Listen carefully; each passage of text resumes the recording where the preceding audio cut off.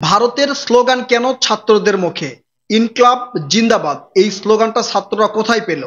এরা কি জানে যে এই স্লোগানটা কোন জায়গা থেকে এসেছে, নাকি জানার পরেও এই বৈষম্য বিরোধী ছাত্র আন্দোলনেরা এই ইনকলাব জিন্দাবাদ এই স্লোগানটি ব্যবহার করছেন?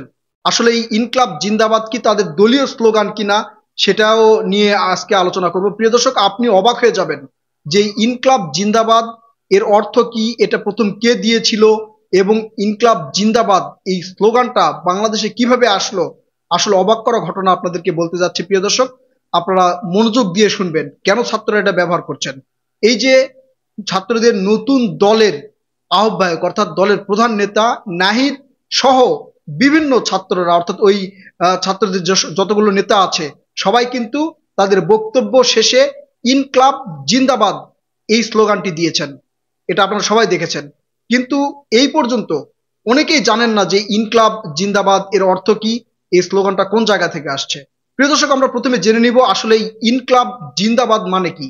ইনকলাব শব্দটা হচ্ছে আরবি শব্দ, জিন্দাবাদ উর্দু শব্দ। ইনকলাব শব্দের অর্থ বিপ্লব এবং জিন্দাবাদ শব্দের অর্থ দীর্ঘজীবী।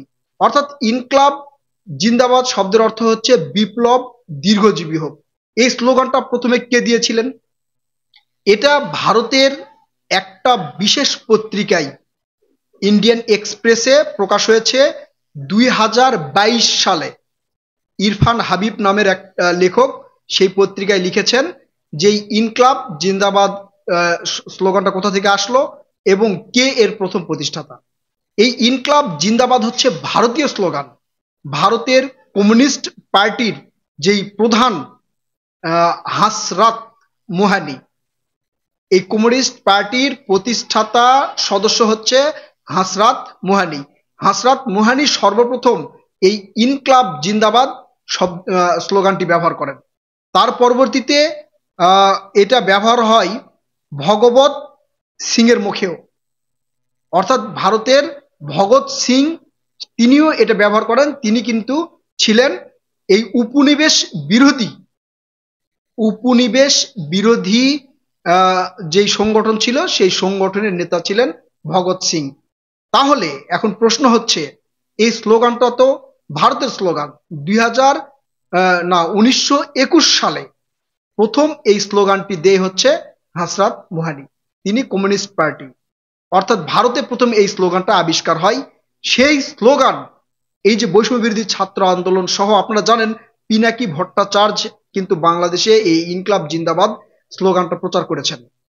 এটা আমি দেখেছি, আমি সর্বপ্রথম তার মুখেই শুনেছি। তারপর থেকে দেখি এই বৈষম্য বিরোধী ছাত্র আন্দোলনকারীরা যারা বা অন্যান্য ছাত্ররা অন্যান্য সংগঠন এই ইনকলাব জিন্দাবাদ এই শব্দটা স্লোগানটা ব্যবহার করছেন। তাহলে এখন প্রশ্ন হচ্ছে, যে জায়গায় ছাত্ররা ভারত বিরোধী, যে জায়গায় ছাত্ররা বিদেশিদের তেল মাখাবে না বা বিদেশিদের তেল মাখিয়ে বাংলাদেশের রাজনীতি চলবে না বলে অনেকেই হুঙ্কারও দিয়েছেন। এখন প্রশ্ন প্রিয় দর্শক, তাহলে ভারতের স্লোগান কেন এদের মুখে? স্লোগানটা তো ভারতের, হোক সেটা আরবি উর্দু ফার্সি যেটা হোক, স্লোগানটা তো ভারতের।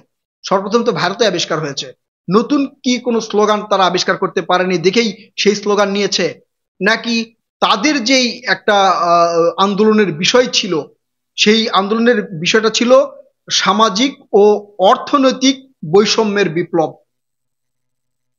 অর্থাৎ ইনকলাব জিন্দাবাদ এই যে স্লোগানটা সেটার মেন উদ্দেশ্য ছিল সামাজিক এবং অর্থনৈতিক বৈষম্যের বিরোধী স্লোগান।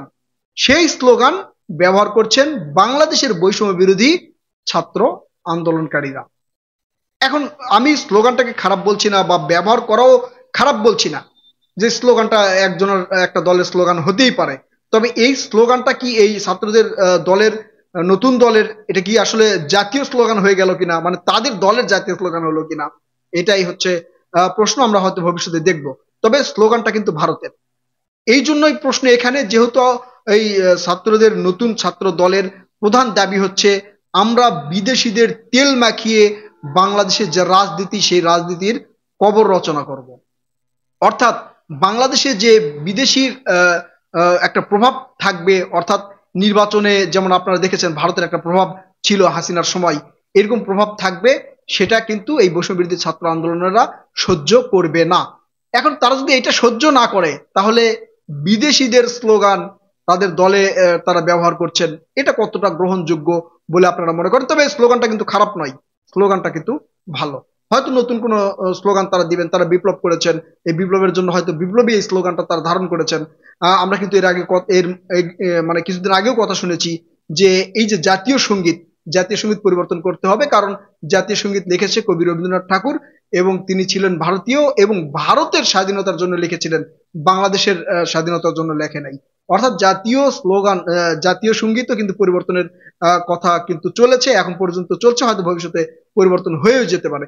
সেই ক্ষেত্রে ভারতীয় স্লোগান, ভারতের যেই স্লোগানের উৎপত্তি ঘটলো, সেই স্লোগান কেন ছাত্ররা ব্যবহার করছেন, এটাও যেমন প্রশ্ন। প্রিয় দর্শক, স্লোগান আবার বলছি, স্লোগানটা কিন্তু খারাপ নয়, স্লোগান ভালো, ঠিক আছে।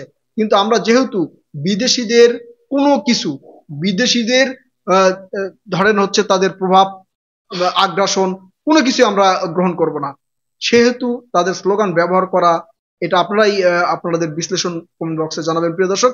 তবে স্লোগানটা কিন্তু ভালো, আরবি শব্দ এবং উর্দু শব্দ মিলে স্লোগানটা করা হয়েছে, ইনকলাব জিন্দাবাদ, বিপ্লব দীর্ঘজীবী হোক। প্রিয় দর্শক, আমাদের সাথে থাকবেন, আমাদের চ্যানেলটি সাবস্ক্রাইব করার অনুরোধ করছি। আল্লাহ হাফেজ।